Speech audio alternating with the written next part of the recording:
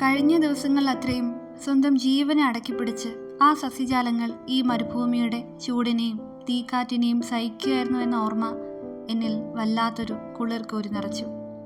വളരെ കുറച്ച് ദിവസങ്ങൾ കൊണ്ട് ആ ചെറുചെടികൾ വളർന്ന് വലുതാകുന്നതും പൂവിടുന്നതും കായ്ക്കുന്നതും നാളേക്ക് വേണ്ടി ജീവനെ ഭൂമിയുടെ ഗർഭത്തിൽ ഒളിപ്പിക്കുന്നതും ഞാൻ എൻ്റെ കണ്ണുകൾ കൊണ്ട് കണ്ടു.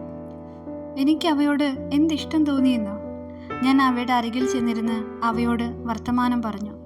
അവയുടെ സങ്കടങ്ങൾ കേൾക്കുകയും അവയോട് സങ്കടങ്ങൾ പറയുകയും ചെയ്തു.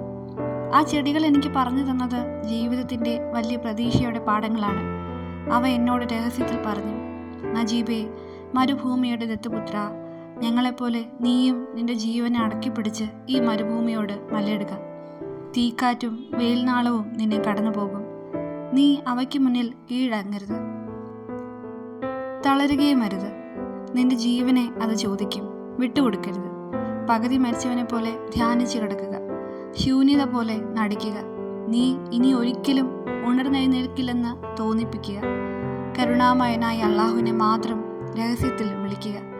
അവൻ നിന്റെ സാന്നിധ്യം അറിയും, അവൻ നിന്റെ നിലവിളി കേൾക്കും. നജീബേ, ഒടുവിൽ നിനക്ക് വേണ്ടി ഒരു കാലം വരും. ഈ തീക്കാറ്റ് മായും, ഈ ചൂട് ഇല്ലാതെയാവും.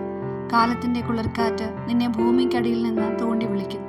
അപ്പോൾ മാത്രം നീ നിന്റെ ജീവന്റെ തല പതിയെ ഉയർത്തുക, ഭൂമിയിൽ നിന്റെ സാന്നിധ്യം അറിയുക.